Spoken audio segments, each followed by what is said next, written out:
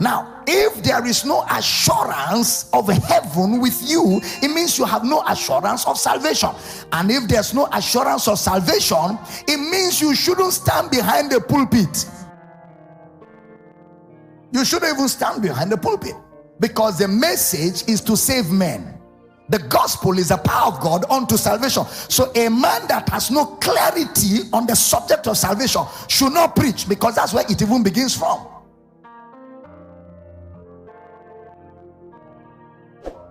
It begins with salvation.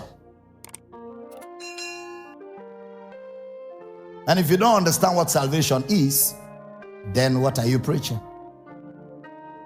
The gospel is the power of God unto salvation.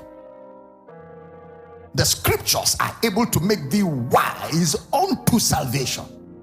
He shall save his people from their sins.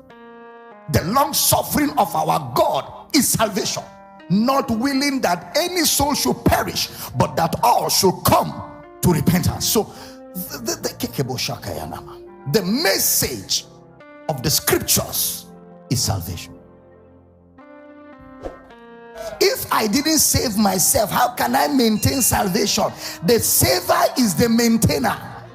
He is able to save to the utter. He started it. So being confident of this very thing, that he who started this good work of salvation will be faithful to finish it. So my hand is not in it, it is his work. The subject of salvation must be clearly understood by any person who claims to be a preacher of the gospel.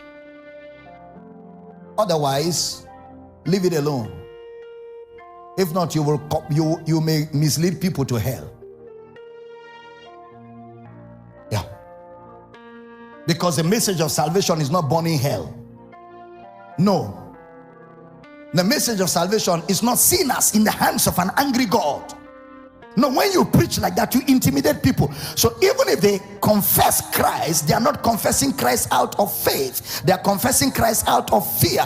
And people don't get saved by fear. People get saved by faith with the heart. Man believeth. So with the mouth confession, not with the heart man feareth. So anybody that got saved by fear is not saved. He needs to be saved. And this time around, the hearing of faith. The hearing of faith.